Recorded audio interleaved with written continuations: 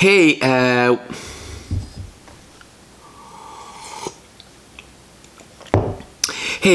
we made another really nice photo trip with a good friend of mine, Kari Paukola. Finland has an awesome natural park system. We have plenty of parks, and some of those stretch all the way to the Baltic Sea.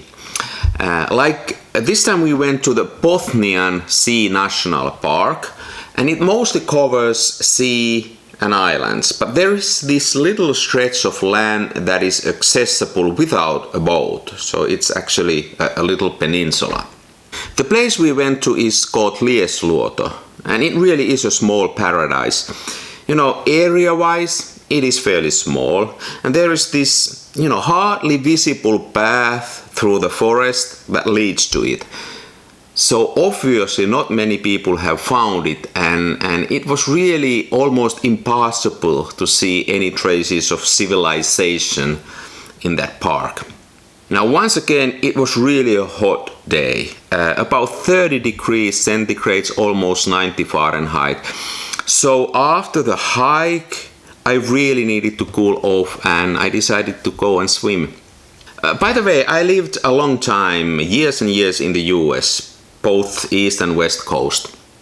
And some people ask me, what are the biggest differences between the US and Finland? And obviously, US's greatest contribution to the civilized world, the right turn on red, is the most important difference. And maybe the second big thing is the attitude towards nakedness. I mean, US as a nation was created through sort of Puritan and almost religious ideas.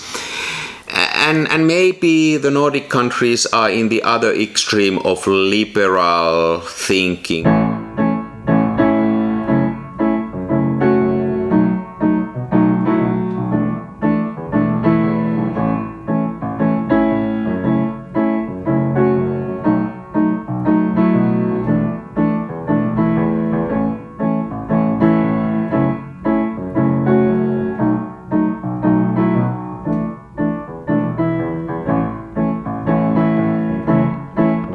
But hey, this is a YouTube channel about photography. I apologize, I've gone too far. Let's go back to the photo trip. Now this time I was true to what I preach. Only one camera and one lens makes better pictures than many cameras and many lenses. Now limiting my options makes me think harder, work for the composition. It lets me concentrate on seeing things, not screwing things. And this time the weight was also a consideration. There was a little bit of a hike, so I wanted to carry as little as possible. So I chose my favorite, the mighty Rolleiflex 2.8F, the Mercedes-Benz of medium format cameras, a favorite of some amazing photographers, celebrities and dictators of the past. As for the film, I chose Ilford FP4 Plus film. This is currently my favorite black and white film. And then for the pink, purple and blue moments of the night, I had one roll of Kodak Portra 160 with me. So let's take a look at some of the pictures. Here they are.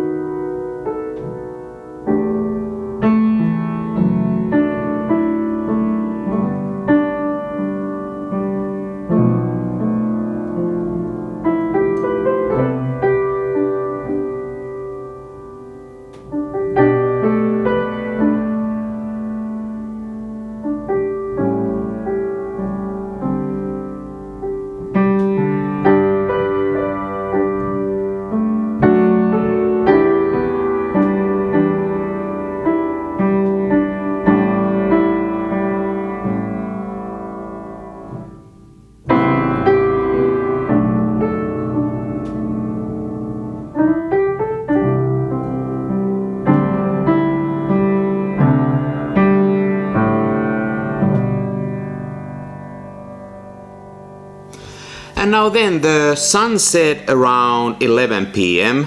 and then we tried to get some sleep, and we slept about maybe 3 meters from the water's edge on a cliff. Then around 2 a.m. I realized somebody was moving around. I mean, it was still fairly light. The sun is just barely below the horizon, but I didn't see anybody. Instead, there was a seal right next to me. The seal had crawled out of the water and was sleeping on the same cliff with us.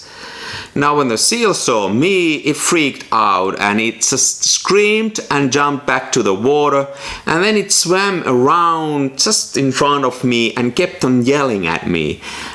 I mean, I guess that's understandable. There was a double booking on that cliff for that night, and the seal was upset. I bet he had been there the previous night too, but kind of shows how pristine and how nice spot that was, because seals wouldn't show up if there are typically people around. So interesting. So obviously, once again, a very nice trip. And before I let you go and do your daily routines, let me show you a few more pictures. Right before we got to the location, we went to this little town of Uusikaupunki, probably most famous of building practically all Porsche Boxsters. Anyway, this time they had this installation of umbrellas on top of one street, and I think that just looked kind of interesting, so I took a few pictures. Take care.